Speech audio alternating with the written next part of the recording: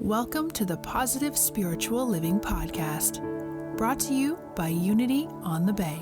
This is your positive path for spiritual living.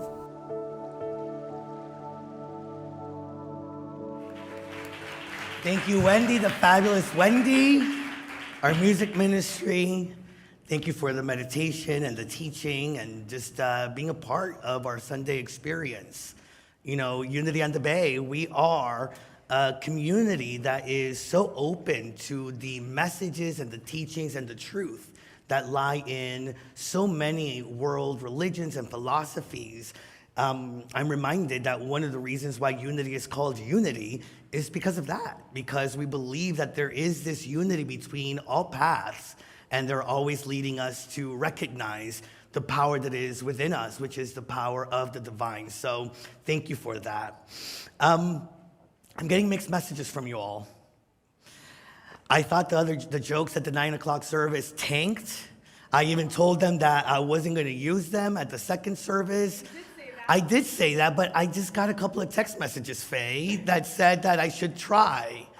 So let me ask this question, because this way it'll be your fault if they're bad and I share them. Clap if you don't want me to say the joke. Mildred, I got your address. I got your phone number. Clap if you want to hear at least one of them. Sorry, Mildred. It wasn't me. It was them. Yeah, God wants it, Mildred. God. Okay, I'll just do one really quick. Earth Day Sunday, right? What is the tree's least favorite month? September.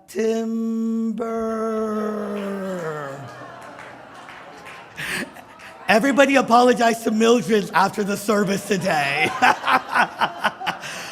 All right. But I do want to mention trees. No. Well, see me after the service. So I wanted to talk about trees, though, because I want you to know, now that we are celebrating Earth Day Sunday, some of you around a few years ago, we made a promise to more fully live our principles, right? And the things that we teach and talk about. And so a few years ago, we made the commitment that on Earth Day, we would always tithe and we would always donate to an organization called One Tree Planted. And so today, as part of this Sunday service, we're going to be giving to them so that they can plant 500 trees in the name of Unity on the Bay. And at that time, we also made the promise that we would also give towards planting a tree for every individual that came to one of our classes or events. And so since we made that commitment, Unity on the Bay, you have been a part of planting over 3,000 trees around the world in support and in love of Mother Nature. And I really love, some of you know this already, but I really love Earth Day Sunday because as somebody that really wants to continue to live these teachings that talk about compassion, right? And the compassionate heart, which not only extends the compassion that we have towards ourselves, but the compassion that we have towards others, which is ourselves, and the compassion that we have towards Mother Earth and nature, which is an extension of ourselves, right? And so it's a really wonderful thing that we can talk about the things that we can do out in the world in honor of Earth Day Sunday, and also bring it to spiritual practice. What does it mean? What does it remind us of? What does it make us mindful of as we are doing things out in the world? Because here in Unity, we believe so within goes outside, and that which is outside is also an expression of what is within. And so it's this relationship that we have with Mother Earth and with being good stewards of Mother Earth that can bring us to a place of deeper spiritual knowing and deeper spiritual wisdom. And so today I want to share with you a little bit about that. Now, most faith traditions will talk about the connection or the ways in which we're invited to really be good stewards of Mother Earth. In Genesis, so in the Hebrew scriptures, Genesis 2 verse 15 says, the Lord God took humans and put them in the Garden of Eden to work it and to take care of it. In the teachings of the Quran, chapter 35 verse 39, it says, it is he who has made you successors upon the earth. Meaning that we have been made what is called the Khalifa, which is the stewards of not only humanity, but we have been entrusted with Mother Earth and caring for our surroundings. In the Buddhist traditions, Thich Nhat Hanh, for example, says, the earth is our mother, nourishing and protecting us in every moment, giving us air to breathe, fresh water to drink, food to eat, and healing herbs to cure us when we are sick. In that, he reminds us that it's not that we have a relationship with nature, we have an intimate relationship with nature. It's an intimate, as intimate as with our loved ones, as intimate with those that create and are part of our community. That's the kind of relationship, and I don't know about you, but part of my spiritual practices are meant to not only heal me and work through me, but so that I can show up in greater ways in my intimate relationships, right? How many of you, as you have done your own healing, as you've done your own spiritual work, have been able to show up for others in bigger, better, deeper ways, right? And we can do the same with Mother Earth. We can do the same, and not only can we extend it from us, but as we are extending that kind of care, we can take moments of mindfulness and awareness, because there's even deeper teachings at hand from it. In the Native American Lakota tradition, Chief Seattle said, the earth does not belong to us, we belong to the earth. And so how are we cultivating this intimate relationship, and how are we showing up in that? In Unity, we do embrace the principles of oneness, of recognizing that there is this interconnectedness and actually an interdependence between us and everything that is around us. So when we talk about caring for Mother Earth, we're talking about loving ourselves. And conversely, when we don't recognize the impact that some of our unconscious decisions and actions take place, we may be harming ourselves in the process also. And so what are the things that we are planting? What are the ways in which we are cultivating and toiling the soil within us to more fully be aware of this oneness and the divinity that is not only within us, but asking to show up through us? Fritz of Capra said, ecology and spirituality are fundamentally connected because deep ecological awareness ultimately is spiritual awareness. See, when we are spiritually aware, we act with integrity towards that which we say we love, that which we are connected with, and especially with Mother Earth in our home. And it really is a practice of mindfulness. I was reminded, I was driving down, I told this story a while back with something else, but I was driving to the Keys. I was gonna go speak in the Keys, and I was running late. There was traffic. Have you been there where you're going to what some would consider paradise, but you're so stuck in the stress of it all that you're not fully noticing it, right? My mom recently, she's coming down for Mother's Day, and she's living in Atlanta right now. She says to me, okay, but as soon as you pick me up at the airport, I just feel like going to a really nice beach. So let's rent something a little bit further north so that we can go to the beach. I'm like, Mom, we're in Miami. We're like 5 minutes away from the beach, right? But how many of us sometimes forget when we take a moment of mindfulness and realize we live in places where people dream of vacationing? And how many times have we crossed bridges without recognizing that we're literally passing pictures of postcards as we're driving through? And so that's why especially on Earth Day Sunday, when we look at how we are in connection with nature, it's an opportunity of mindfulness. And so I had this opportunity of mindfulness. I was stressed out. I couldn't deal with being late and the traffic. And my AC started to, do its thing, and it was hot. But then I was like, all right, what am I gonna do? I lowered both my windows, and in that moment, I looked to my right, gorgeous water. I look to my left, gorgeous water. And guess what? The stress slowly but surely started to dissipate, right? And to me, that really is about when we are mindful about the surroundings, we're mindful about what's going on within us. We become more mindful or more aware of the gift or the presence that is in that moment. And it reminds me, George Washington Carver is one of my all-time favorites. And he says this, by the way, scientist, black civil rights leader, the first person to ever have a federal memorial made after them that wasn't a president was George Washington Carver. That's how much I love him. I've been there. Missouri, twice. Okay, I love to think of nature as an unlimited broadcasting station through which God speaks to us every hour if we only tune in. So what is God speaking to us through nature? What is God speaking to us through what is taking place in our world and in Mother Nature at this time? How are we being invited to be stewards of God's love, light, expressing as creation itself? And how are we being called to recognize as co-creators or creators of this creation that it is for us to tend to it. It is for us to not only be present for it, but then use it as part of our spiritual practice and nurturing so that we can go deeper into the truth of who we are. Now, I'm going to share with you a couple of things that I picked up a little earlier from United Nations. And the United Nations has actions for a healthy planet. I'm sure you've heard all of these before, right?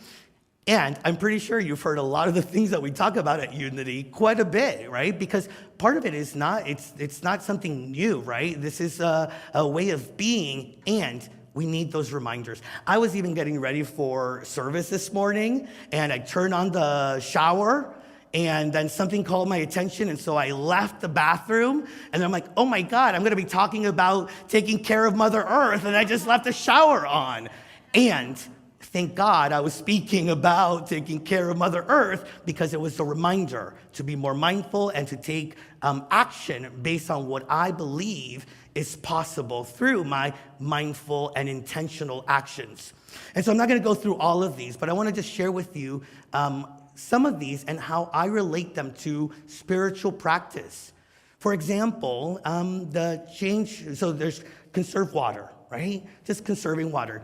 Don't do what Juan did this morning. If you're gonna, conserve water. But also, don't send chemicals into the water stream. So be mindful about the things that you're putting into the water. By the way, aren't we always being asked to be mindful about what we're putting into ourselves? And I don't mean that just from a place of nourishment. I mean that like our thoughts, right? The consciousness. What are we putting into the consciousness? Well, you know what? I want thoughts of pure love. I want thoughts of pure light. I want thoughts of pure peace. And so, gotta get rid of all the other stuff that are the add-ons and just go to the purity of spirit in all that we do. The same as being clear and pure about what we're putting into our water streams. What about changing your home's source of energy? Now, how many of you walked into Unity and maybe are still in the process of it where you thought that your success, you thought your happiness was outside of yourself. And that's where you got your energy for life, your zest for life. And all of a sudden we realized, wait a minute, that may be limited, right? That's impermanent, right? And so how can we switch and recognize the source of energy that is within us and start looking to spirit to be what energizes us and our actions? The same thing we're being invited to do now. What is the source of energy in your homes? Now, FPL, for example, has a program, because we signed up for it, where you can call them up and you can let them know that you only want renewable energy to be what your home uses. And so you can do that. You can switch the source of the energy that you use at home as we are shifting and recognizing the source of our energy, our God self, our own divinity, and move from that place. Then looking at saving energy at home, right? It is this resource of energy that we have, but are we being good stewards of it? And many times we talk about here where How many of us have gone to the place like, oh, I really want to do that gratitude list at the end of the night so that I can, go to sleep aware of all the wonderful things that happened to me during the day. But we get to the end of the night, I'm like, I ain't got time or energy for that. I am spent, right? Because we spend our energy in other things. How many of us sometimes, have a meditation practice, or we want to go deeper into our meditation practice and add some time, or maybe make it more consistent. But all of a sudden, we, decide that we're going to binge watch 3 Body Count or whatever the one that I started watching the other day is, and we stay up till 2 a.m, and then the thing that we said we wanted to have energy for, I don't have time for. I got to get up. I got to get my child for school. I want to sleep in a little bit more. And so being conscious of how we're using our energy and being conscious of the things that we value and the ways in which we want to prioritize those things is an important part of our own spiritual awakening and journey. And it's an important part of being mindful about how we take care of Mother Earth. I love reduce, reuse, repair, recycle. We've talked about this before in other Earth Days. Reduce. Let's reduce the negative thinking. Let's reduce our belief in limitations, right? And so you reduce that. Reuse and recycle affirmations that work for us, right? Like don't discard what has been working for you. Continue to use it or find new uses for it. If it worked in one area of your life, an affirmation, maybe that same affirmation can work in another area of your life. And so continue to see how you can use those tools. I love that they, a few years back, added repair. How many of us, and I've been there, where it's like, you throw out the baby with the bathwater, you are hurt, you feel damaged, you feel unworthy, and you feel like you could just be discarded. And how many times have we actually discarded ourselves? How many times have we not given ourselves the opportunity to heal, to be repaired, and to recognize that the power of love is the power that heals and is the power that then extends to take care of Mother Earth. And so rather than throw something away that doesn't work anymore, is there even an opportunity to repair? And I get it. Sometimes it feels like it's easier to just throw it away. Sometimes it's easier to just put it on the back burner. The things that we need to heal about ourselves that are being called to heal, uncomfortable. And so it's better to just put it to the side, throw it in a closet, buy yourself a new one, right? An opportunity for spiritual nourishment there. What I just mentioned, eat more plant-based foods. The amount of energy that goes into meat, for example. And the only thing I'll say to that is, I'll say 2 things. One, because it was on this list, I got to recommit myself to it. So you can join me in deciding to take 1 or 2 days, at least a week, of not eating meats and eating all plant-based foods. But Unity began as a vegetarian movement.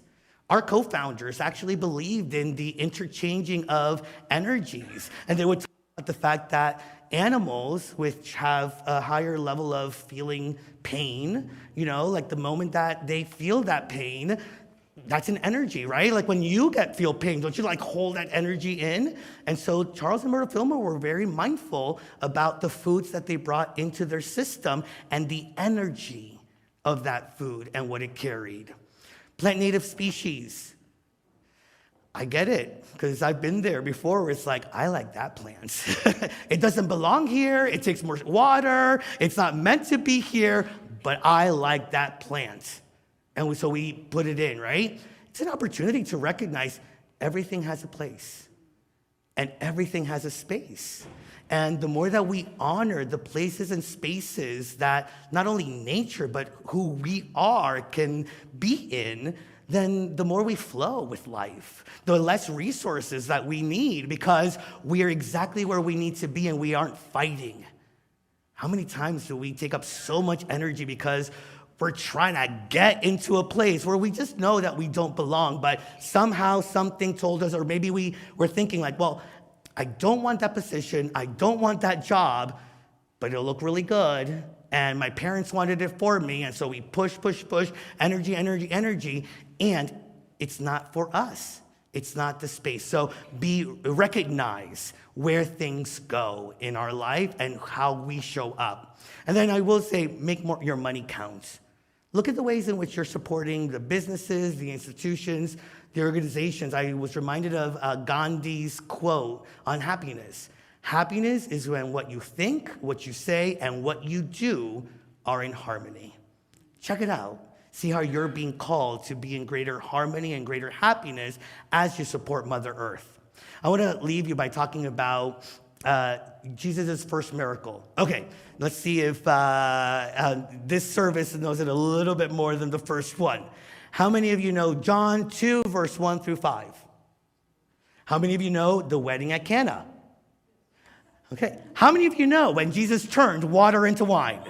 Yeah, okay, got it, bingo, that's the one. Did you know that was his first miracle? That's actually what started the ministry that started the fullness of what Jesus was meant to do. And he didn't think he was ready for it. So when all of a sudden the wine is done, they turn to Mary, Jesus' mother. And the mother says to Jesus, hey, they have no wine. And it says that Jesus said to her, women, what concern is that to you and to me? My hour has not come yet. His mother, as most good mothers, pretended not to hear that and said to the people that were with the wines and everything, goes, do whatever he tells you to do. See, Jesus wasn't ready, or he didn't think he was ready to do what he was being called to do. How many times do we not think that we are ready to take the right actions? How many times do we think that we're not ready to think big, to recognize the impact that we have? Let's not kid ourselves. Let's not say that what we do has a small impact on life. It has a humongous impact. We talk about consciousness. We talk about energy. We talk about who we are and how we show up being an impactful thing. So let's no longer lose the sight of what our impact can do. Let's not minimize it, because the moment we minimize our impact on one thing, we're saying that there is a way of minimizing the impact we have on all things. And that is not spiritually true. So our time is now to take right action. Our time is now to really care for Mother Earth. And our time is now to go deeper into the truth of our being and let it shine forth as the extension of not only being good stewards to Mother Earth, but being good stewards to our own divinity and the way that we show up in the world. Don Miguel Ruiz, in one of the last lines in one of my favorite of his books, The Five Agreements, says this: we are not in a hurry, but we have no time to lose.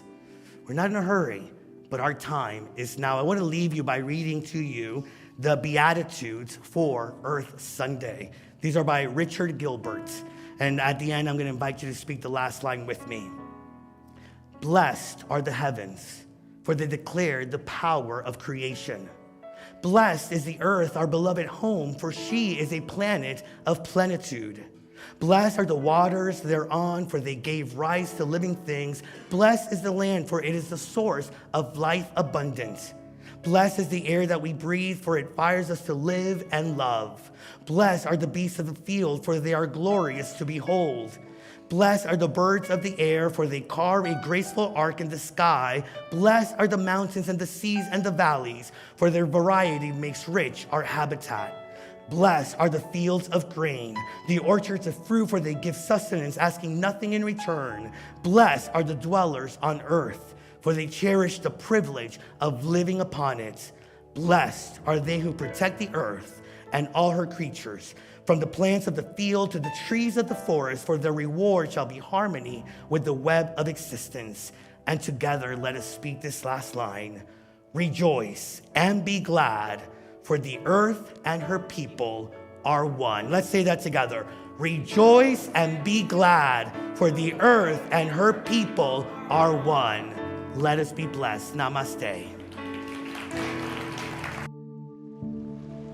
We hope you enjoyed this episode of the Positive Spiritual Living Podcast, brought to you by Unity on the Bay, a spiritual community located in Miami, Florida. Unity on the Bay is supported by the generosity of its community.